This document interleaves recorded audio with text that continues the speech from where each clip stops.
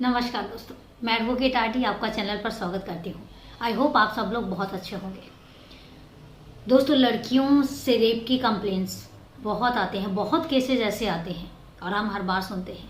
पर एक male candidate के साथ रेप केसेस बहुत रेयर सुनने में मिलते हैं, या कई बार हो सकता है कि ऐसी चीज़ें होती भी हों लेकिन रिपोर्ट दर्ज ना होती हो। अलग अलग ओपिनियन हैं, अलग अलग बातें हैं, लेकिन आज का जो मैटर्स है, आज मैं 2 केस जो है आपके साथ डिस्कस करूंगी और दोनों केस ऐसे हैं जिसमें मेल कैंडिडेट के साथ रेप केसेस आए हुए हैं और उन रेप केसेस पे पुलिस ने क्या एक्शन लिया है, पुलिस क्या कर रही है और पुलिस ने कैसे कैसे केसेस को सुलझाया है, ये सिलसिलेवार मैं आपको बताऊंगी। पर दोनों ही केसेस रेप केसेस हैं। क्या हैं केसेस, हम जानेंगे आज सिलसिलेवार। कई बार ऐसी सिचुएशंस आ जाती है कि जब मेल कैंडिडेट के साथ रेप की बात आती है तो कहीं ना कहीं हमारी सोसाइटी जो है वो जल्दी से एक्सेप्ट नहीं करती, जल्दी से उनको इस तरीके से नहीं देखा जाता कि हाँ, कभी मेल के साथ भी ऐसी कोई प्रॉब्लम हो सकती है। लेकिन बिल्कुल हो सकती है। अगर फीमेल्स के साथ ये प्रॉब्लम हो सकती है, मोलेस्ट हो सकती हैं फीमेल्स, तो कहीं ना कहीं मेल भी मोलेस्ट हो सकते हैं। तो आज की जो दोनों वारदातें हैं वो इसी चीज़ पर बेस्ड हैं। चलते हैं वारदात की तरफ, लेकिन वारदात शुरू करूं उससे पहले यही कहना चाहूँगी कि अगर आप अपने इस परिवार में नए हैं या पहली बार वीडियो वॉच कर रहे हैं तो चैनल को सब्सक्राइब करना मत भूलिए और इसके अलावा बेल आइकन जरूर प्रेस करें फर्दर नोटिफिकेशन के लिए। और इसके साथ ही वारदात के बारे में आपकी क्या राय है या चैनल के बारे में अगर आपकी कोई राय है तो कमेंट बॉक्स में जाके कमेंट करके जरूर बताएं। तो चलो दोस्तों, चलते हैं वारदात की तरफ। वारदात नंबर 1, देश की राजधानी दिल्ली।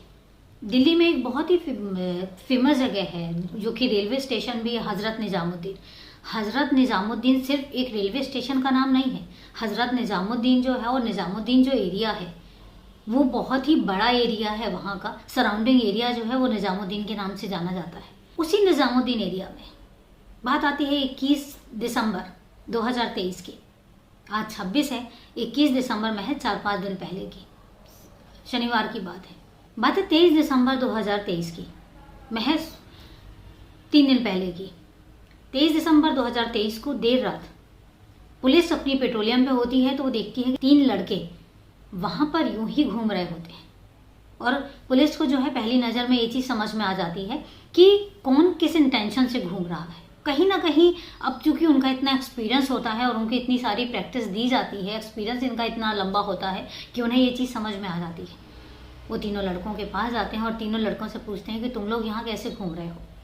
जब पुलिस उनसे ये बात पूछती है तो कहीं ना कहीं वो लड़के घबरा जाते हैं। देखने से ही लग रहा था कि वो जो लड़के हैं वो माइनर हैं, 18 साल के भी कंप्लीट नहीं किया है उन्होंने, तो वो हल्का सा घबरा जाते हैं। अब चूंकि बच्चे ही हैं, उम्र में इतने मैच्योर भी नहीं हैं, जब वो घबराते हैं तो पुलिस वालों को कहीं ना कहीं उन पर शक होता है कि कहीं ना कहीं कुछ ना कुछ गड़बड़ है और वो उन तीनों बच्चों को पुलिस स्टेशन लेकर आते हैं। और जब पुलिस स्टेशन लेकर आते हैं तो बच्चे जो हैं वो और ज़्यादा घबरा जाते हैं और टेंशन में आ जाते हैं। इसके बाद उनको आराम से बिठाया जाता है। बिठाने के बाद जब उनसे पूछताछ की जाती है कि तुम वहाँ पर क्या कर रहे थे, घबराहट में उनको कुछ नहीं समझ में आता, वो पहली दूसरी बात तो कुछ बताते ही नहीं हैं। लेकिन जब पुलिस उनसे थोड़ा सा स्ट्रिक्ट होकर पूछती है तो बताते हैं कि हम ना निज़ामुद्दीन के ही रहने वाले हैं। तो वो कहते हैं अगर निज़ामुद्दीन के रहने वाले तो इतनी रात में, दिसंबर की ठंड है, तुम लोग वहाँ क्या कर रहे थे।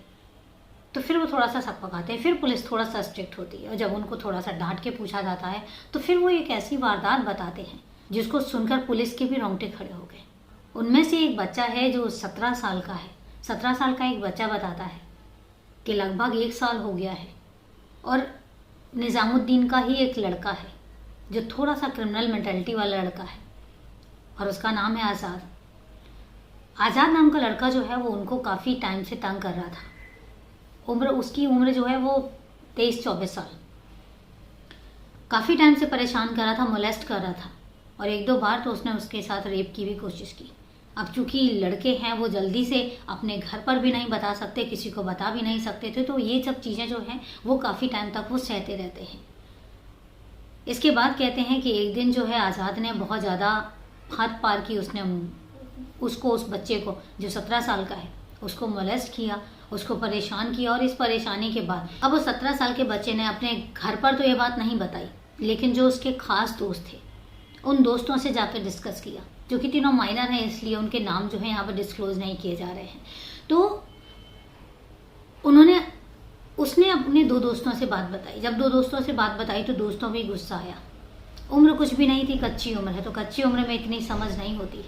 और इसके बाद उन तीनों ने एक बहुत ही खौफनाक डिसीजन लिया। और बात आती है 21 दिसंबर 2023 की। 21 दिसंबर 2023 को वो जो 17 साल का बच्चा है वो आज़ाद को फ़ोन करके निज़ामुद्दीन में ही एक एरिया है खुसरो पार्क करके, खुसरो पार्क के पास बुलाते हैं। आज़ाद जब खुसरो पार्क के पास पहुंचता है, उसके दिमाग में कुछ और ही चल रहा था कि वो 17 साल के बच्चे ने पता नहीं किस लिए बुलाया है, या हो सकता है कि उसके दिमाग में कुछ गलत चल रहा हो। लेकिन जब वो वहाँ पहुँचता है तो तीनों के तीनों दोस्त जो है वो आज़ाद पर आक्रमण कर देते हैं। पत्थर से, चाकू से और खुकरी से उस पर हमला कर देते हैं। वो लहूलुहान हो जाता है, वहीं पर ही गिर जाता है और थोड़ी ही देर में आज़ाद जो है वो दम तोड़ देता है। इसके बाद वो तीनों बच्चे, चूँकि देर रात काफ़ी हो चुकी थी और इस टाइम पर तो वैसे भी ठंड बहुत ज़्यादा होती है दिल्ली में, अंधेरा हो चुका था, तो वहाँ पर आना जाना किसी का नहीं था। और पार्क के पास तो वैसे भी किसी का जल्दी से आना जाना नहीं होता, सब लोग अपने अपने घर में होते हैं। तो सुनसान एरिया था वहाँ पर। वो लोग जब वो मर जाता है तो उसके बाद वो तीनों लड़के जो हैं आसपास से जो पुराने कपड़े होते हैं, घास फूस होती है, वो सारा इकट्ठा करते हैं और सारा इकट्ठा करके आग लगा देते हैं और उसके बाद वहाँ से चले जाते हैं। वहाँ से जाने के बाद फिर वो अगले दिन आते हैं। अगले दिन आके देखते हैं कि उसका जो शव है वो आधा जल चुका है, पहचाना भी नहीं जा रहा, और इस करके वो कहीं ना कहीं निश्चिंत से हो जाते हैं।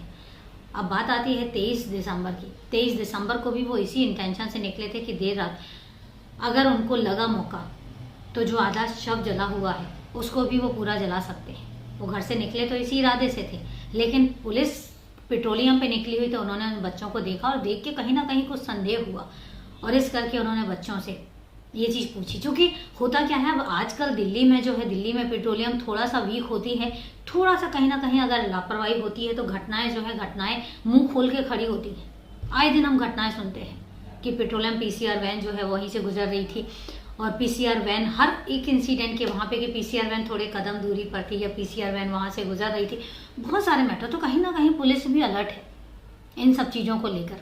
उसके बाद बच्चों को जो है, बच्चों को पकड़ लिया जाता है और हिरासत में तो क्या, चूँकि जुवेनाइल हैं तो जुवेनाइल होम में भेजा जाएगा उनको, और अभी फ़िलहाल वो पुलिस की कस्टडी में ही है, जुवेनाइल होम में ही है। तो लेट्स सी कि क्या डिसीजन लेती है पुलिस। और जो कि मेरा मानना है कि अगर ऐसी सिचुएशन में केस हुआ है तो जहाँ तक मेरा अपना एक आइडिया है कि डिसीजन जो होगा, डिसीजन वही होगा कि तीनों को जुवेनाइल भेजा जाएगा और वहाँ पर उनके साथ वही बिहेवियर किया जाएगा जो बाकी जुवेनाइल के साथ किया जाता है। तो लेकिन होना ये नहीं चाहिए था। होना ये चाहिए था कि अगर वो 17 साल के बच्चे को आज़ाद जो है वो परेशान करा। अब यहाँ पर आज़ाद के बारे में आपको एक बात बता दूँ, आज़ाद जो है वो ऑलरेडी क्रिमिनल मेंटलिटी टाइप का इंसान है। उसके ऊपर ऑलरेडी लूटपाट के, छीना झपटी के 5 केसेस जो हैं वो पुलिस स्टेशन में दर्ज हैं। तो पुलिस तो वैसे भी उसको क्रिमिनल घोषित कर चुकी थी, इसके बाद ये मैटर सामने आता है। तो ऐसा नहीं है कि जो आज़ाद है, आज़ाद कोई सीधा साधा इंसान था, वो भी एक क्रिमिनल मेंटलिटी वाला इंसान था। जब आज़ाद के पेरेंट्स से ये चीज़ पूछी जाती है कि 2 दिन से आपका बच्चा जो है वो घर नहीं आया और आपको चिंता नहीं हुई, तो उसके फादर जो हैं निज़ाम हजरत, उनका कहना है कि ऑलरेडी मेरे घर में जो है आज़ाद के अलावा 2 बच्चे और भी हैं, मेरी बीवी है, और आज़ाद जो है, आज़ाद वैसे भी खुरापाती दिमाग का और थोड़ा सा गुंडा टाइप का लड़का था। तो उसका पहले भी ऐसा हुआ है कि 3-3, 4-4 दिन वो घर से गायब रहता था। तो इस बार भी हमें ये नहीं लगा कि उसके साथ कुछ गलत हुआ है। हमें लगा कि हाँ गया है, 3-4 दिन में अपने आप वापस आ जाएगा। तो इसी इरादे से उन्होंने भी पुलिस में कंप्लेन नहीं की। लेकिन जब उनको ये बात पता लगी तो उनके पेरेंट्स का भी ये कहना है कि वो जिस हिसाब से, जिस टाइप के वो काम कर रहा था, उसका अंजाम जो है वो यही होना था। 3 बच्चे जो हैं, 3 बच्चे बेचारे एक केस के शिकार हो जाते हैं, जबकि होना तो ये चाहिए था कि उस बच्चे को अपने घर पे जाके डिस्कस किया जाना चाहिए था, और डिस्कस करने के बाद पुलिस में कंप्लेन की जानी चाहिए थी, ताकि एटलीस्ट कम से कम वो बच्चे जो आज उनके पास जुवेनाइल का केस चलेगा, एटलीस्ट कम से कम उन सब चीज़ों से तो बच जाते। और आज़ाद को तो वैसे भी पुलिस अरेस्ट करके पनिशमेंट देती ही देती। तो ये थी वारदात। अब बात आती है वारदात नंबर 2 की। बात है 20 नवंबर 2022 की। बात है जलंधर शहर की। पंजाब का एक अच्छा शहर है जलंधर शहर। जलंधर शहर में एक रोड है, leather complex road. Leather complex road पे, वहाँ पे जो मोस्टली फैक्ट्री जो है वो लेदर की हैं, तो इसलिए उसका नाम जो है वो लेदर कॉम्प्लेक्स रोड पड़ा है। वहीं पर ही एक मजदूर है जो लेदर कंपनी में काम करता है, लेदर फैक्ट्री में काम करता है। 20 नवंबर को वो रात में अपना काम खत्म करके अपने घर की तरफ निकलता है। रास्ते में पहुंचता है कि एक जगह पर एक वाइट कलर की कार उसके बगल में आके रुकती है।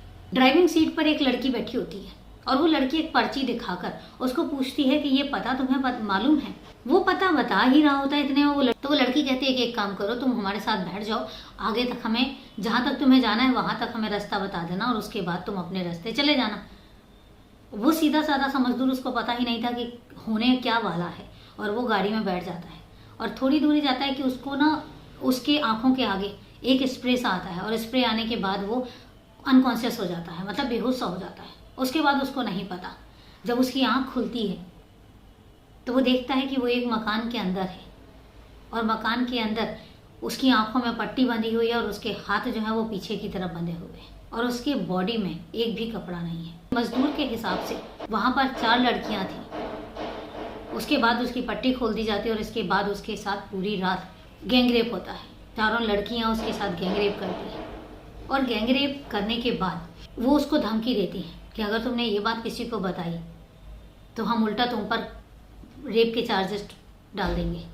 और इसके बाद वो लड़कियां जो है उसको उठाती हैं, उसको ले जाके उसी जगह पर छोड़ देती हैं जहाँ से उन्होंने उठाया था। इन बिटवीन लड़कियों ने जो है वो खुद ही शराब पीती हैं और इसके अलावा उसको भी ज़बरदस्ती शराब पिलाती हैं। वो कहीं ना कहीं वो भी नशे में हो जाता है।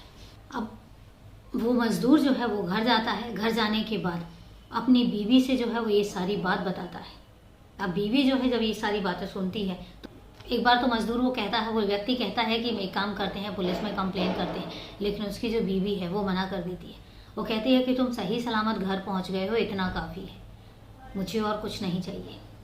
और अगर हम पुलिस कंप्लेन करेंगे तो वो बड़े आदमी हैं, वो उनका तो कुछ नहीं होने वाला है, उल्टा आप पर ही लांछन लगेंगे। क्योंकि वो मजदूर जो है वो व्यक्ति जो है वो शादीशुदा है और उसके बच्चे भी हैं, तो कहीं ना कहीं समाज, लोक लिहाज, इन सब चीज़ों के चलते वो चुप हो जाता है। लेकिन उसका फिर ज़मीर गवारा नहीं करता और उसके सर्कल में एक न्यूज़ रिपोर्टर जो है वो आता है और जब न्यूज़ रिपोर्टर आता है तो उसके साथ वो सारी बात डिस्कस करता है, उसको सारी बात बताता है।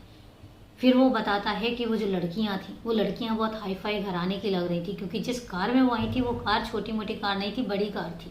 और इसके साथ ही वो जो लड़कियां हैं वो आपस में इंग्लिश में बात कर रही थी। शराब की जो बॉटल्स हैं वो भी बहुत महंगी महंगी बॉटल्स थी। उस व्यक्ति के हिसाब से कि जो लड़कियां थी वो लड़कियां जो हैं वो हाई फाई फैमिली से थी, क्योंकि जिस कमरे में वो लेकर गई थी वो कमरा भी बहुत हाई फाई था। उसमें हर एक चीज़ बहुत महंगी लगी हुई थी, हर एक चीज़ बहुत महंगी थी। और इसके अलावा वो 4 लड़कियां थी। 4 लड़कियां आपस में जो बात कर रही थी वो इंग्लिश में बात कर रही थी और उस व्यक्ति के साथ बात कर रही थी तो पंजाबी में बात कर रही थी। और इसके अलावा उन्होंने उनको धमकी भी दी थी, क्योंकि वो व्यक्ति जो है वो शादीशुदा है, बच्चों वाला है, तो कहीं ना कहीं लोग लिहाज करके वो पुलिस स्टेशन नहीं गया। लेकिन जब ये न्यूज़ सोशल मीडिया में आती है और जब ये न्यूज़ चैनल पर आती है, लोकल न्यूज़ चैनल पर आती है, तो फिर पुलिस जो है अकॉर्डिंग अब आज तक का मेरा अपडेट यही है कि उसके बाद पुलिस जो है वो एक्शन लेती है अपने लेवल पर। वो उस व्यक्ति की रिपोर्ट का वेट नहीं करती है, वो अपने लेवल पर एक्शन लेती है और जांच पड़ताल करने की कोशिश कर रहे हैं कि आखिर वो लड़कियां हैं कौन, क्योंकि उन लड़कियों का अभी तक कुछ भी पता नहीं चला है। इन्वेस्टिगेशन अभी भी जारी है, उन लड़कियों के बारे में पता लगाया जा रहा है और जैसे ही पता लगता है, जैसे ही कोई और अपडेट आता है तो डेफिनेटली वो आप तक ज़रूर पहुँचाया जाएगा। तो ये थी आज की दोनों वारदातें। अब वारदात के बारे में आपकी क्या राय है कमेंट करके ज़रूर बताइएगा। दोस्तों कई बार ऐसा होता है कि कई बार बहुत सारी चीज़ें जो है वो उल्टी होती हैं। मेरा मानना यह है कि जब कभी ऐसी चीज़ें होती हैं, ज़रूरी नहीं है कि रेप हमेशा सिर्फ फीमेल्स के साथ ही हो, मेल्स के साथ भी ऐसा हो सकता है। तो मेरा मानना है कि जब कभी ऐसी चीज़ें होती हैं, जब कभी ऐसे इंसिडेंट होते हैं, तो मेरा मानना है कि पुलिस में कंप्लेंट ज़रूर होनी चाहिए। लोक लिहाज, शर्म, ये सब चीज़ें अलग होती हैं। क्राइम होता है और क्राइम किसी के साथ भी हो सकता है। ये डिसाइड करके नहीं आता है कि इस कैंडिडेट के साथ क्राइम होगा, इसके साथ नहीं होगा, मेल्स के साथ नहीं होगा, फीमेल्स के साथ होगा, या मेल्स ही क्राइम करेंगे, फीमेल्स नहीं करेंगे, ऐसा नहीं होता है। तो जब भी क्राइम होता है, किसी भी टाइप का क्राइम क्यों ना हो, मेरा मानना यह है कि पुलिस में इसकी रिपोर्ट लिखवाई जानी चाहिए। ये बिना ये सोचे कि समाज क्या कहेगा, बिना ये सोचे कि दुनिया क्या कहेगी, बिना ये सोचे कि हमारी इज्जत का क्या होगा। वो क्राइम विक्टिम है जिसके साथ क्राइम हुआ है, और जिसके साथ क्राइम हुआ है उसका राइट बनता है कि वो पुलिस तक अपनी बात जरूर रखे। इंसाफ तो होना चाहिए ना, और ईमानदारी से होना चाहिए। ये थी पूरी वारदात के बारे में आपकी क्या राय है कमेंट बॉक्स में कमेंट करके ज़रूर बताइएगा। आपके कमेंट्स का मैं वेट करूंगी। तो चलिए दोस्तों, मिलते हैं फिर कल एक नई वारदात के साथ। तब तक के लिए नमस्कार, जय हिंद।